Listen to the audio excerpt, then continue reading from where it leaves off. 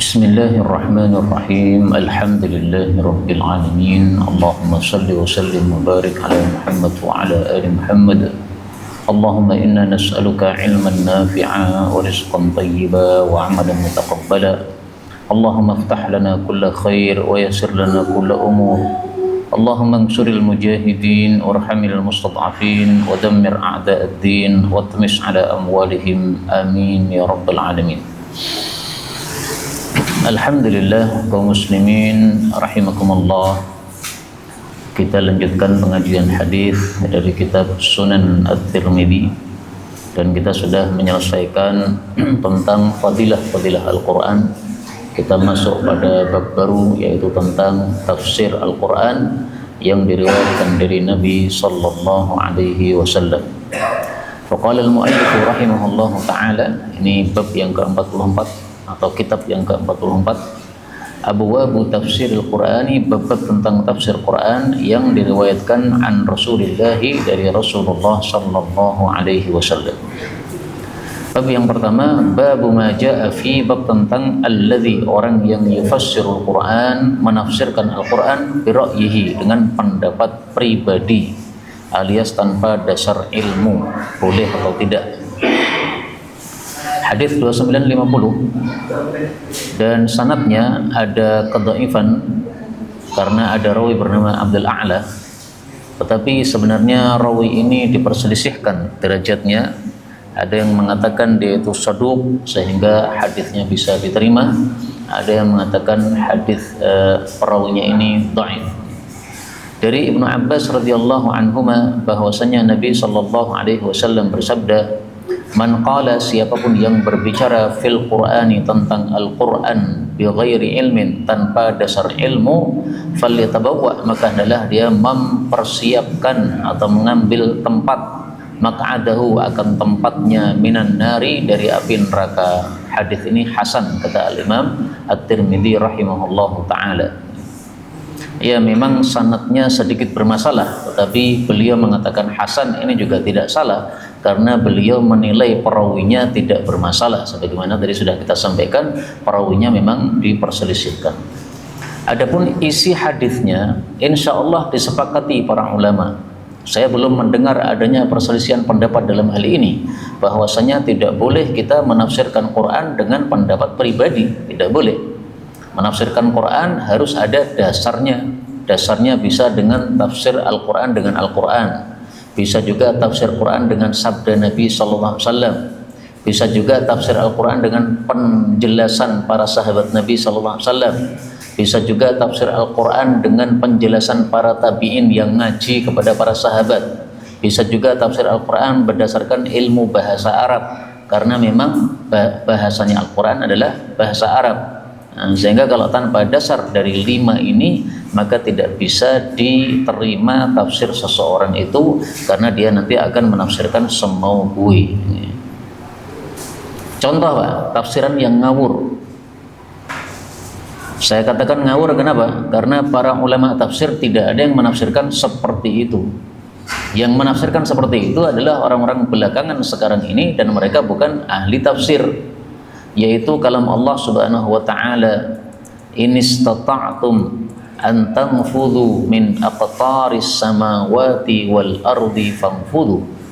Wahai seluruh jin dan manusia, jika kalian itu bisa untuk menembus penjuru-penjuru langit dan bumi, maka silahkan tembus. Ini surat Ar-Rahman ayat 33. Ini orang-orang atau sebagian orang sekarang mengatakan ini perintah untuk kita menjelajah planet Mars, planet bulan dan sebagainya. Ngawur sekali, nggak ada kaitannya ini. Ini adalah kondisi besok di akhirat Pak. Besok di akhirat Allah mengatakan sanafruhu lakum ayyuhats tsaqalan.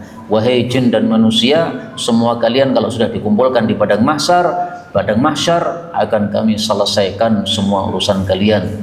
Yang baik dibalas baik, yang buruk dibalas buruk. Nah, Allah menantang, ya ma'syarul jin, yang mau lepas dari padang mahsyar silahkan, mau nembus kemana kalau bisa. Ya nggak akan bisa Pak.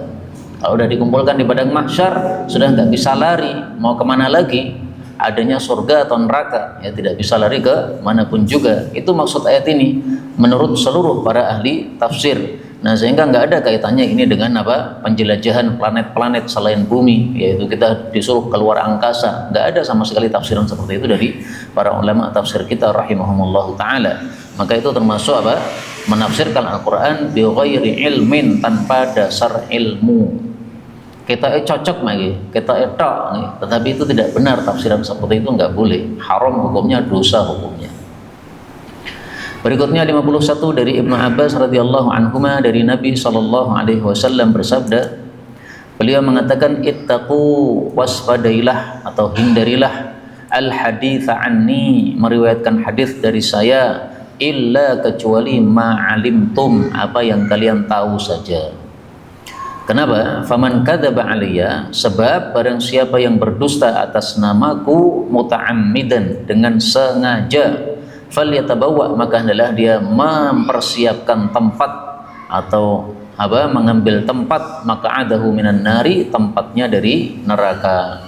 Wa man qala, dan barang siapa yang berkata fil Qur'ani, dalam masalah Al-Qur'an, bi ra'yihi, dengan pendapatnya pribadi, falyatabawwa maq'adahu minan nari, maka hendaklah dia siapkan tempatnya dari neraka. Kaum muslimin rahimani wa rahimakumullah, hadis ini sama dengan hadis sebelumnya, dan sanadnya pun juga sama. Ada rawi bernama Abdul A'la tadi yang sedikit bermasalah, tetapi kalau kita katakan hadisnya hasan, ya tidak masalah, karena memang ada yang menilai perawi ini adalah perawi yang shoduk atau terpercaya.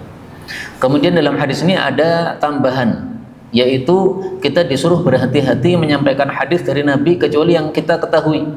Nah, sehingga ini para penceramah ini harus berhati-hati kalau menyampaikan hadis Nabi Shallallahu Alaihi Wasallam. Termasuk saya ini penceramah kan, ini menyampaikan hadis Nabi, hati-hati, jangan asal ngomong saja, perhatikan dulu apakah betul itu sabda Nabi, itu yang pertama. Kemudian perhatikan juga apa derajat hadisnya. Hadisnya sahih, silahkan sampaikan, ini sebagai sabda Nabi. Hadisnya dhaif, dijelaskan Pak, ini hadisnya dhaif. Jangan mudah-mudah mengatakan qala Rasulullah, Rasulullah bersabda, padahal hadisnya tidak jelas. Dan ternyata banyak orang yang melanggar hadis ini, karena pernah saya dengarkan seseorang yang terkenal di Indonesia ini, Gus Fulan, terkenal, YouTube-nya banyak ya, tapi ternyata ketika menyampaikan hadis juga nggak hati-hati, menyampaikan hadis tentang maulid Nabi, fadilahnya begini-begini, hadisnya palsu. Kalau hadis palsu ini kan bahaya, ini termasuk dari kadzaba alayya muta'ammidan, berdusta atas nama Nabi SAW dengan sengaja. Nah, mungkin dia mengatakan saya tidak sengaja karena saya nggak tahu. Lah, tidak tahumu itu salah, karena kamu tidak tahu kok menyampaikan. Tidak tahu jangan menyampaikan.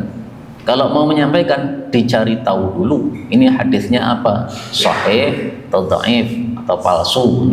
Palsu nggak bisa dikatakan sebagai sabda Nabi SAW. Dhaif pun para ulama mengatakan ya dijelaskan bahwasanya itu hadisnya dhaif ya, supaya tidak menimbulkan hukum yang baru di dalam Islam. Nah, di sini Nabi mengatakan dusta atas namaku masuk neraka, berarti dosa besar Pak. Karena dusta atas nama Nabi ini memang berbeda dengan dusta atas nama orang lain, sebagaimana sabda Nabi SAW dalam hadis yang lain. Beliau mengatakan, inna kadziban alayya laisa kakadzibin ala ahadin. Sesungguhnya dusta atas namaku itu tidak sama dengan dusta atas nama selainku. Jadi kita dusta atas nama seseorang itu dosa, tapi dosanya lebih kecil daripada kalau dusta atas nama Nabi Muhammad sallallahu alaihi wasallam. Kenapa? Karena Nabi itu mendapatkan wahyu, Pak. Nah, sehingga kalau kita dusta atas nama Nabi, seolah-olah kita dusta atas nama Allah Subhanahu wa taala, karena sabda beliau adalah bersumber dari wahyu Allah Subhanahu wa taala. Nah, sebagian orang-orang yang memalsukan hadis itu ketika disampaikan kepada mereka hadis ini, mereka mesti membantah. Saya itu memalsukan hadis, tetapi bukan kadzaba alayya, tetapi kadzaba li, kata mereka.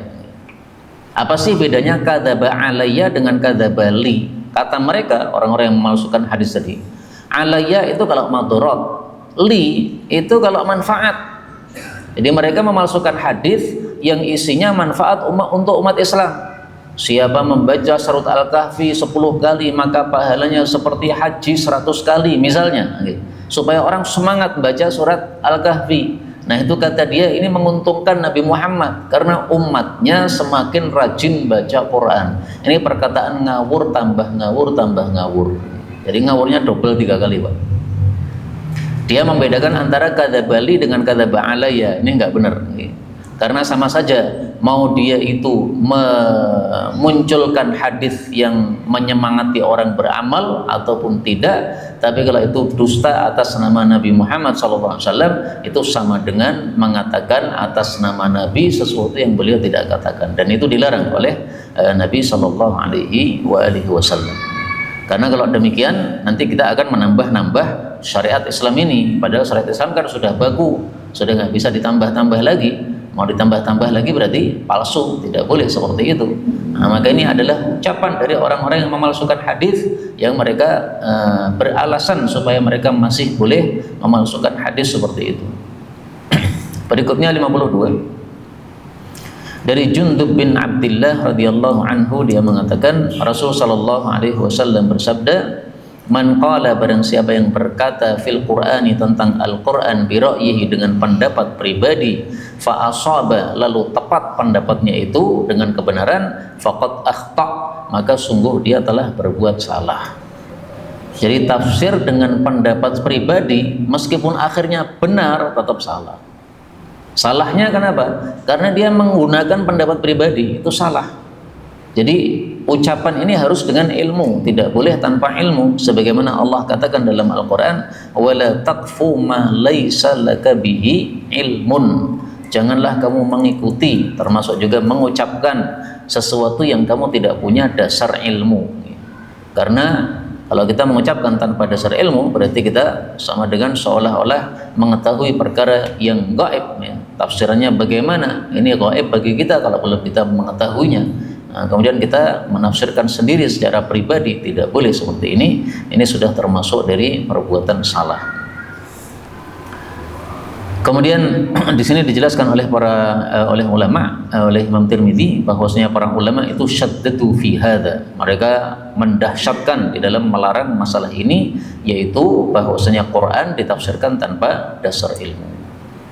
Kemudian dijelaskan oleh Imam Tirmidzi, adapun riwayat dari Mujahid dan Qatadah dan yang lain-lain, yaitu dari ulama-ulama ahli tafsir. Ini ulama-ulama tabi'in, Pak. Mujahid, Qatadah, Ikrimah, ini ulama-ulama ahli tafsir dari kalangan tabi'in, yang mereka itu menafsirkan Al-Quran.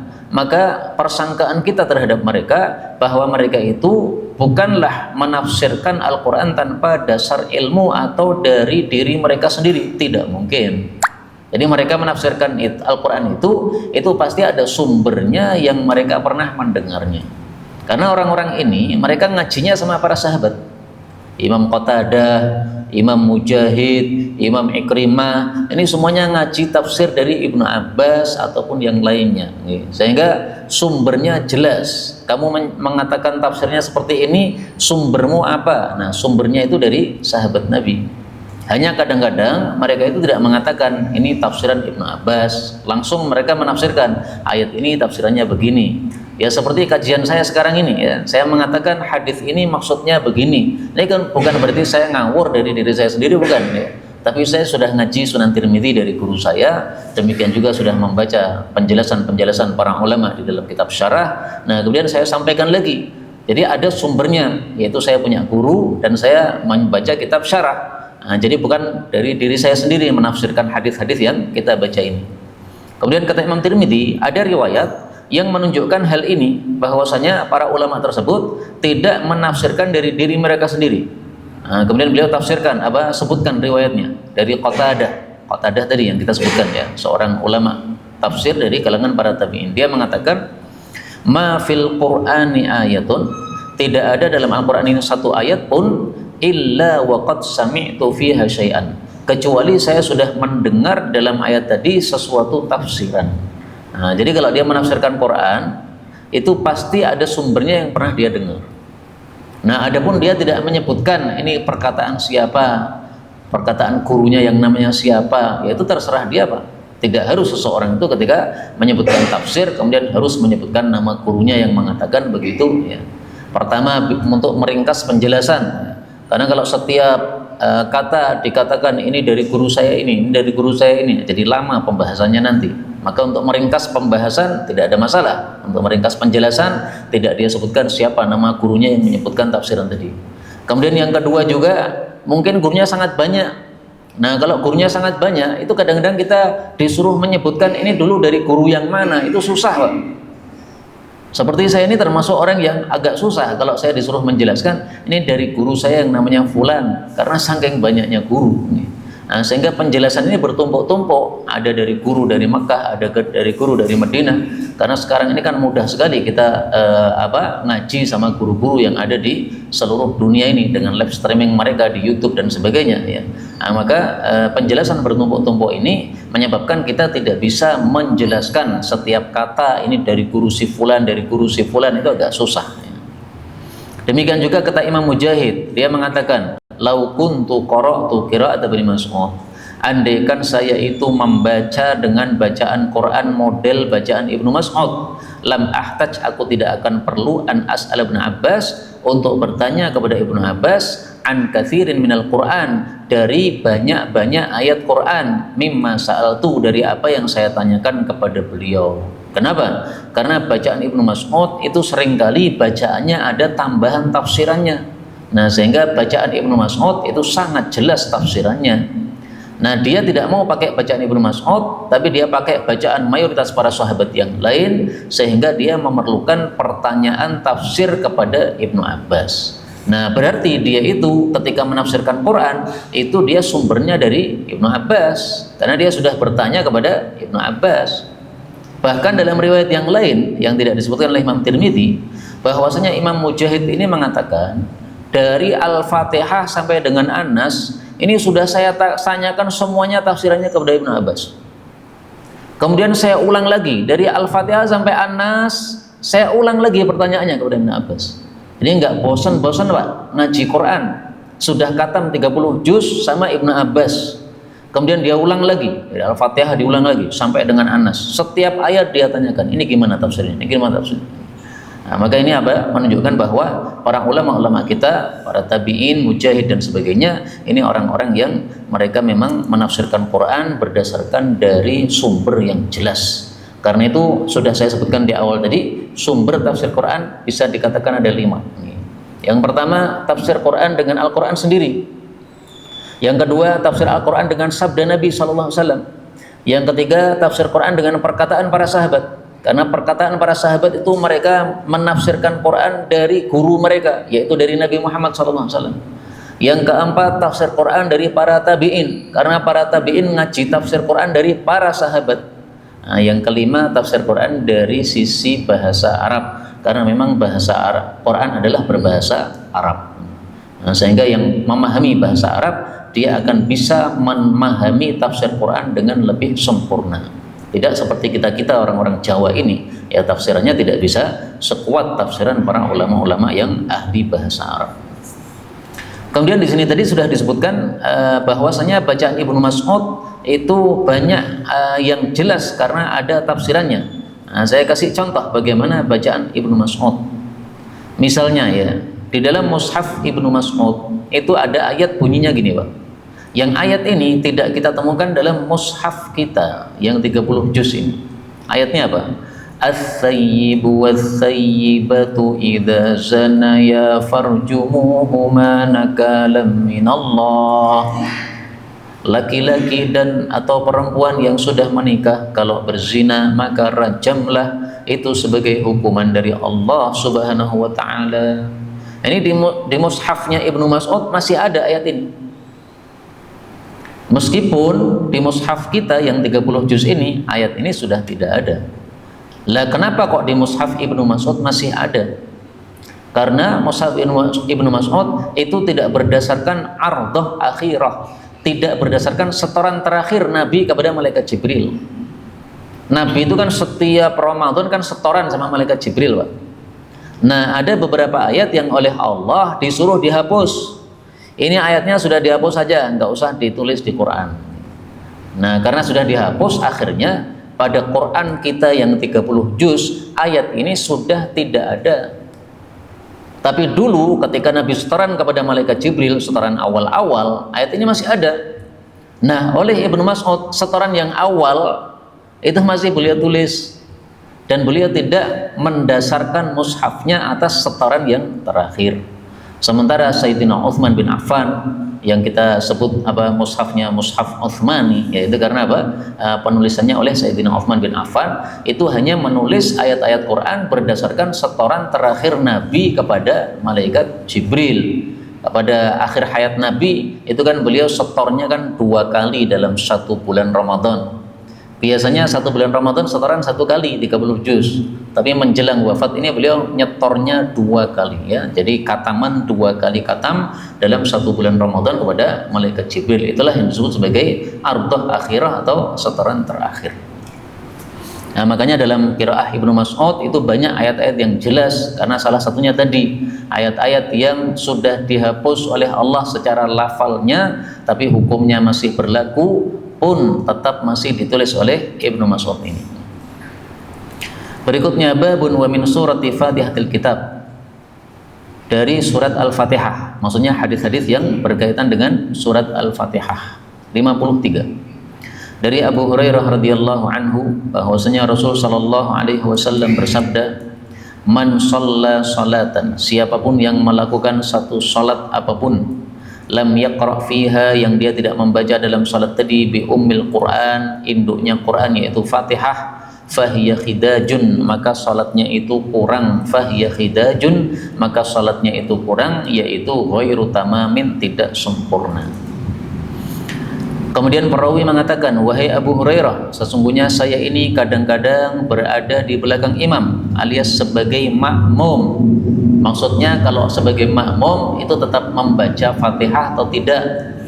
Maka Abu Hurairah mengatakan, ya benal Farisi, wahai anaknya orang Persi, faqra'ha fi nafsika, kamu bacalah Al-Fatihah dalam dirimu, maksudnya tanpa bersuara. Jadi mulutnya tetap bergerak-gerak tapi jangan mengeluarkan suara.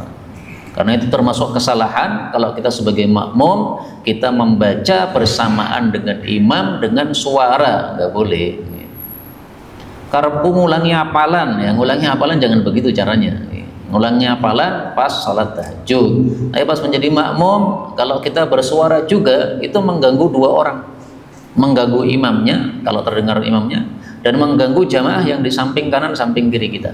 Maka tidak boleh makmum itu membaca dengan suara. Bolehnya fi nafsika, dalam dirimu, maksudnya tanpa suara, dengan sir. Kaum muslimin rahimani wa rahimakumullah, hadis ini menunjukkan bahwa salat apapun, salatan, maka ini semuanya harus pakai Al-Fatihah. Di sini ada perselisihan pendapat para ulama, yaitu perselisihan dari Imam Tabari. Kata Imam Tabari, kalau sholat jenazah maka tidak harus pakai Fatihah. Bahkan kata beliau, sholat jenazah tidak harus dengan wudhu. Tapi pendapat mayoritas para ulama, namanya sholat harus pakai wudhu, harus menghadap ke arah kiblat, harus menutup aurat. Jadi nggak boleh ibu-ibu berundulan tanpa jilbab kemudian ikut sholat jenazah, nggak boleh. Harus menutup aurat. Demikian juga namanya sholat harus pakai Fatihah, Pak. Meskipun sholat jenazah tidak ada sujudnya, nggak ada rukuknya, tapi kan namanya sholat, sholatul jenazah, namanya saja sholat, Pak. Dan sholat definisinya kan jelas kan, ibadah yang dimulai dengan takbiratul ihram, ditutup dengan salam, dengan niatan ibadah kepada Allah Subhanahu wa taala dengan cara-cara tertentu. Nah, maka sholat jenazah adalah sholat sesuai dengan definisi tadi, dimulainya dengan takbiratul ihram, ditutupnya dengan salam, sama kan ya. Meskipun nggak ada rukuk dan sujudnya, itu urusan lain, karena memang sholat itu bermacam-macam. Nah, sehingga sholat jenazah pun harus pakai Fatihah. Tanpa Fatihah tidak sah sholat jenazahnya. Kemudian surat Al-Fatihah itu disebut dengan induknya Quran. Kenapa disebut dengan induknya Quran? Karena dia itu mencakup isi seluruh Quran secara global. Kalau bahasa saya, Al-Fatihah itu seperti daftar isinya Al-Quran. Jadi kalau pengen tahu isi Quran apa, nah baca Al-Fatihah. kita akan tahu garis besarnya isi Quran. Garis besarnya isi Quran satu, ada tauhid atau tentang Allah Subhanahu wa taala, atau ada akidah. Makanya Ar-Rahmanir Rahim Maliki Yaumiddin, ya, itu tentang Allah Subhanahu wa taala. Kemudian ada tentang syariah, yaitu tentang aturan-aturan, hukum-hukum, ya, halal haram dan sebagainya. Iyyaka na'budu, nah, ibadah itu apa? Mencakup syariah tadi. Kemudian ada kisah-kisah. Nah, maka ada ihdinas siratal mustaqim siratal ladzina an'amta 'alaihim ghairil maghdubi 'alaihim, kisah-kisahnya orang-orang terdahulu, baik itu Yahudi maupun Nasrani maupun yang lain-lainnya. Nah, maka ringkasannya Quran ada dalam surat Al-Fatihah, maka disebut sebagai induknya Quran. Kemudian yang dimaksud di sini, tidak membaca Fatihah berarti sholatnya kurang. Kurang itu maksudnya tidak sah, Pak. Karena Al-Fatihah ini termasuk rukun. Jadi amalan salat kan dibagi tiga, ya. Ada rukun, ada sunnah, ada hay'ah. Bedanya kalau rukun ini harus dilakukan. Tidak dilakukan, salatnya tidak sah. Dan rukun itu dibagi dua, ada yang perbuatan, ada yang ucapan. Nah, rukun yang ucapan ada 5, salah satunya adalah Al-Fatihah. Ini rukun ucapan yang diucapkan. Yang kedua, amalan salat namanya sunnah. Nah, kalau sunnah seandainya ditinggalkan karena lupa, itu bisa diganti dengan sujud sahwi namanya.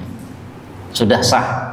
Contohnya misalnya tahiyat awal, lupa tahiyat awal tapi sudah terlanjur berdiri lurus, ini tidak boleh untuk duduk lagi karena sudah terlanjur berdiri. Itu kalau tahiyat awal lagi, lupa tahiyat awal. Tapi kalau lupa rakaat yang kelima, sudah terlanjur berdiri, ya tetap duduk, Pak. Karena nanti kalau kita tetap lanjut berarti sholatnya tidak 4 lagi, malah jadi 5, salah lagi malah, maka harus duduk lagi. Nah, kemudian yang ketiga, amalan sholat ada namanya hay'ah. Hay'ah ini kalau terlewatkan tidak diganti dengan apapun juga. Hay'ah itu adalah sunnah yang menyertai rukun. Misalnya ruku, ini kan rukun ini. Nah, sunnah yang menyertai rukun apa? Membaca subhana rabbiyal azim. Maka membaca subhana rabbiyal azim ini kalau terlewati atau karena kita lupa, maka itu adalah hukumnya sudah sah, tidak harus diganti dengan apapun juga. Kemudian di sini disuruh oleh Abu Hurairah membaca Al-Fatihah meskipun sebagai makmum. Nah, ini juga masalah khilafiyah. Dan ini pendapat yang kita pakai mazhab Syafi'i. Siapapun ketika salat harus baca Fatihah. Maka ini mencakup imam, mencakup makmum, mencakup orang yang salat sendiri, mencakup salat yang jahriyah yang bacaannya keras, maupun salat yang sirriyah yang bacaannya tidak keras. Semua ini termasuk dalam hadis ini, harus baca Fatihah. Kalau tidak baca Fatihah bagaimana? Salatnya tidak sah. Kecuali, nah, ada pengecualian, Pak. Kecuali 2 orang. 2 orang ini tidak baca Fatihah, salatnya tetap sah karena ada dalil yang menunjukkan hal tersebut. Yang pertama, makmum masbuk, dia berhasil rukuk bersama imam. Sampai di sini Pak Imam sudah rukuk, dia kemudian takbiratul ihram Allahu Akbar, kemudian takbir rukuk Allahu Akbar. Nah, bisa rukuk bareng imam. Ini menurut mayoritas para ulama masih dapat rakaat tersebut sehingga nggak terlambat. Lah terus Fatihahnya gimana? Sudah ditanggung oleh Pak Imam tadi. Ini khusus, dalil khusus, ada dalil khusus. Yang kedua, orang yang belum bisa Fatihah, Pak. Masuk Islam sudah tua renta, diajari Fatihah nggak bisa-bisa. Ya sudah, dia bisanya apa? Saya bisanya takbir, Pak. Ya sudah, silakan dari awal sholat sampai akhir sholat takbir terus, nggak apa-apa. Bisanya begitu. Tapi kalau bisa ya tasbih, tahmid, takbir, tahlil, 4 ini digabung semuanya, Pak. Ya nggak bisa semuanya kecuali takbir ya sudah, biasanya takbir ya sudah, takbir saja, nggak bisa apa-apa, gimana lagi? La yakallifullahu nafsan illa wus'aha. Nah, tapi menurut pendapat yang lain, apabila imamnya itu bacaannya keras, Fatihahnya, maka makmumnya tidak usah membaca Fatihah, cukup buka telinga mendengarkan. Itu pendapat yang lain, Pak.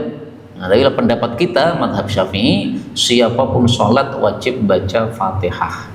Dan saya lebih suka pendapat ini karena pendapat ini sesuai dengan pendapat perawi hadis, yaitu Abu Hurairah.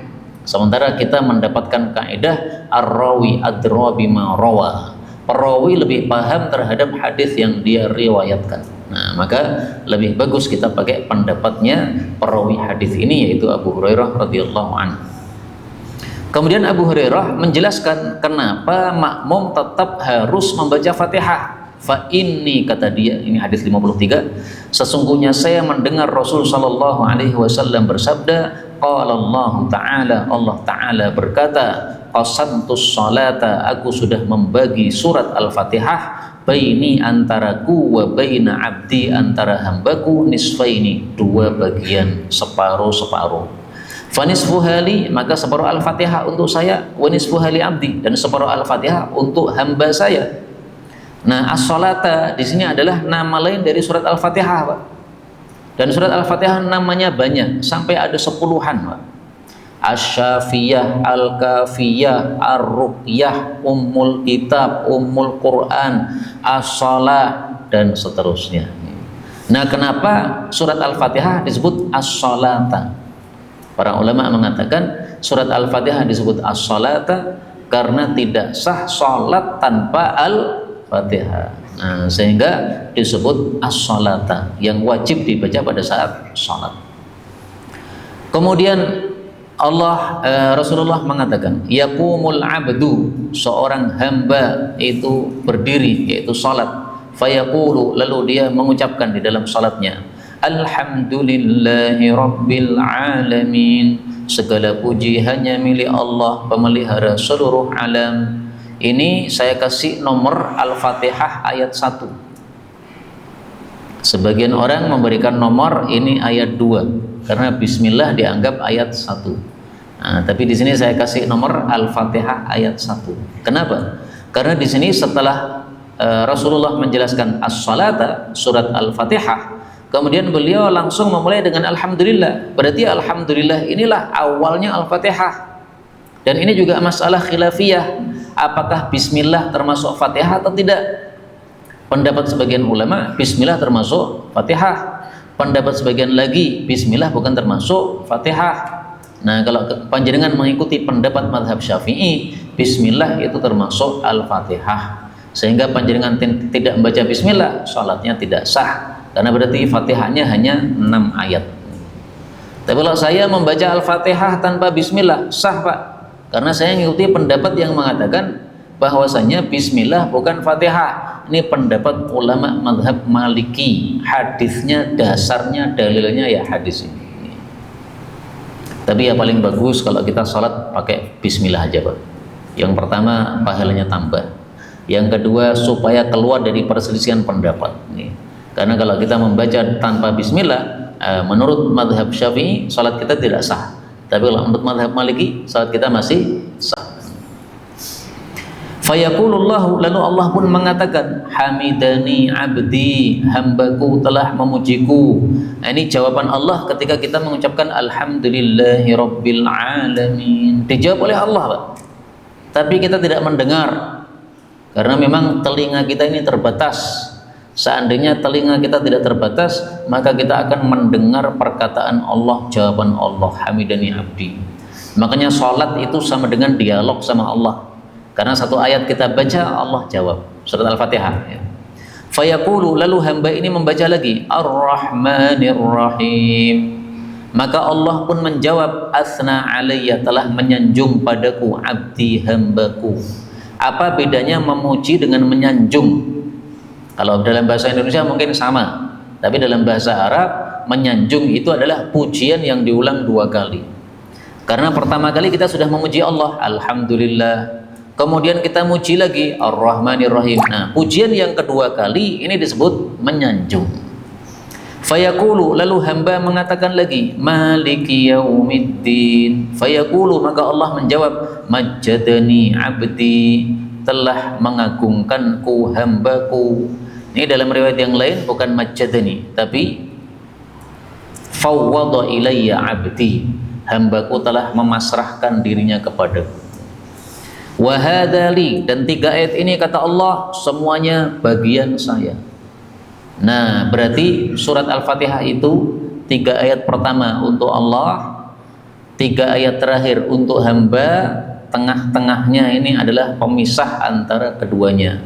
Makanya kemudian Allah mengatakan wa baini wa baina abdi, adapun antaraku dengan hambaku adalah iyyaka na'budu wa iyyaka nasta'in. Hanya padamu kami mengabdi dan hanya padamu kami minta tolong. Nah, iyyaka na'budu ini bagiannya Allah, iyyaka nasta'in ini bagiannya kita. Maka kalau kita menyembah kepada Allah, Allah dapat bagian, yaitu kita sembah. Kalau kita minta bantuan kepada Allah, kita yang dapat bagian karena kita dibantu oleh Allah Subhanahu wa taala. Nah, maka ini tengah-tengah antara keduanya. Terus wa akhirus surah, adapun akhirnya surat li abdi, untuk hambaku, berarti 3 ayat setelahnya. Nah, maka sudah benar penomoran dari mazhab Maliki tadi. Alhamdulillahirabbil alamin itu ayat pertama, bukan bismillah. Karena kalau bismillah ayat pertama, berarti bagian Allah 4 dong. Sementara kata Allah tadi dibagi Fatihah itu separuh-separuh, separuhnya hambaku, separuhnya untuk aku, ya, separuhnya untuk aku, separuhnya untuk hambaku. Nah, maka supaya adil separuh-separuh, ya berarti 3 ayat pertama untuk Allah Subhanahu wa taala.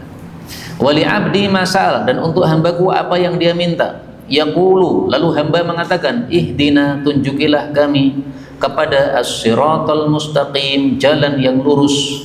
Yang dimaksud jalan yang lurus adalah Islam. Lah kita sudah Islam kok masih minta hidayah? Maksudnya adalah berilah saya hidayah ini sampai mati terus menerus membawa Islam.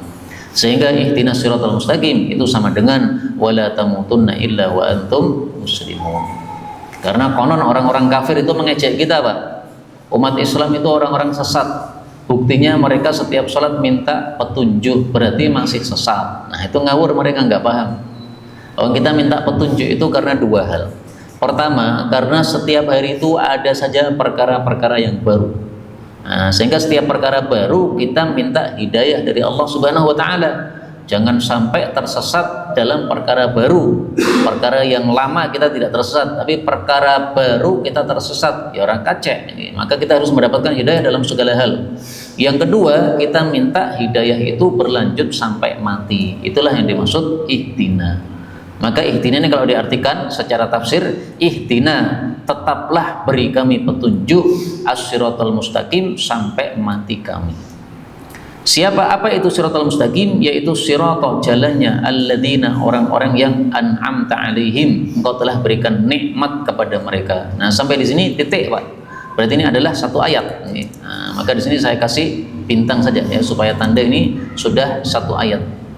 Karena tadi ya 3 ayat terakhir untuk hamba. Nah, berarti siratal ladzina an'amta alaihim adalah 1 ayat. Bagi yang berpendapat bahwasanya bismillah itu adalah ayat pertama Al-Fatihah, berarti siratal ladzina an'amta alaihim ini separuh ayat. Nah, sehingga kalau dia meyakini seperti itu, paling bagus ketika dia baca Fatihah disambung siratal ladzina an'amta alaihim ghairil maghdubi alaihim, terus sampai akhir disambung. Karena dia meyakini bahwa ini 1 ayat. Tapi untuk saya, karena saya meyakini ini adalah 1 ayat, maka saya berhenti di sini. Siratal ladzina an'amta alaihim, berhenti. Karena sunnahnya membaca Al-Quran seayat berhenti, seayat berhenti, seayat berhenti. Orang-orang yang engkau berikan nikmat kepada mereka, ini disebutkan oleh Allah Subhanahu wa taala di dalam surat An-Nisa, siapa mereka? Yaitu pada surat An-Nisa ayat 69. Alladzina an'amallahu alaihim, orang-orang yang diberi nikmat oleh Allah adalah para nabi-nabi, para siddiqin seperti Abu Bakar As-Siddiq, para syuhada seperti Hamzah sayyidus syuhada, para solihin seperti seluruh para sahabat Nabi sallallahu alaihi wasallam. Jadi ada 4, para nabi, para siddiqin, para syuhada, para solihin. Nah, ini semuanya adalah orang-orang yang diberi petunjuk oleh Allah Subhanahu wa taala, diberi nikmat oleh Allah Subhanahu wa taala. Nah, sehingga kita kalau mau berislam yang bagus, Islam yang betul-betul Islam, bukan yang palsu, itu harus sesuai dengan pemahaman para sahabat. Tidak boleh kita melakukan Islam dengan pemahaman pribadi yang menyimpang dari pemahaman para sahabat. Karena itu dalilnya Quran dan Sunnah, tapi dengan pemahaman para salafus saleh. Salafus saleh siapa? Sahabat, tabi'in dan tabi'ut tabi'in. Kemudian ditambah lagi ghairil maghdubi alaihim, bukan jalannya orang-orang yang dimurkai atas mereka. Waladhdallin, bukan jalannya orang-orang yang sesat. Orang-orang yang dimurkai itu adalah Yahudi, orang-orang yang sesat itu adalah Nasrani. Kenapa orang-orang Yahudi dimurkai? Karena mereka berilmu tapi tidak menggunakan ilmunya, Pak. Nah, orang yang punya ilmu tidak menggunakan ilmunya dapat murka dari Allah Subhanahu wa taala. Sehingga kata para ulama, kalau ada umat Islam yang menyerupai Yahudi yaitu tidak menggunakan ilmunya, maka nanti akan sama mendapatkan siksaan seperti mereka. Na'udzubillahi min syarri dzalik, karena sudah menyerupai mereka. Demikian juga ad-dhalin, orang-orang yang sesat ini, Nasrani disebut sesat karena mereka ibadah tapi tanpa dasar ilmu. Nah, sehingga kita tidak boleh menyerupai Yahudi maupun Nasrani. Punya ilmu tapi tidak diamalkan, tidak boleh. Beramal tanpa dasar ilmu sehingga muncullah bid'ah, tidak boleh. Karena itu ada perkataan Imam Zuhri yang sangat bagus. Qala Zuhri, la yardhan nas, manusia tidak ridha amala amilin la ya'lam, amalnya orang yang beramal tapi tanpa dasar ilmu, tidak diridhai oleh manusia. Wala ilma alimin la ya'mal, tapi mereka juga tidak ridha ilmunya seorang yang alim tapi tidak mengamalkan ilmunya. Maka orang alim wajib mengamalkan ilmunya, dan kalau kita beramal wajib berilmu terlebih dahulu. Tanpa dasar ilmu amal kita akhirnya bid'ah, ditolak oleh Allah Subhanahu wa taala. Terakhir sebagai penutup, dari mana taunya bahwasanya maghdub itu adalah orang-orang Yahudi? Dari sabda Nabi sallallahu alaihi wasallam. Beliau bersabda, al-yahudu maghdubun alaihim, orang-orang Yahudi itu dimurkai oleh Allah, wan nasara dullal, dan orang-orang Nasrani adalah orang-orang yang sesat. Hadis riwayat Tirmidzi sahih. Inilah yang dapat kita pelajari pada pertemuan kali ini, betul dari Allah Subhanahu wa taala. Kalaupun ada salahnya fa astaghfirullahal azim li wa lakum, walhamdulillahirabbil alamin. Kajian gratis ini berjalan atas izin Allah dan dukungan tulus dari Anda. Bersama kita sebarkan kebaikan seluas-luasnya. Yuk jadi bagian dari tim kebaikan kami dengan mendukung operasional dakwah. Jazakumullahu khairan katsiran.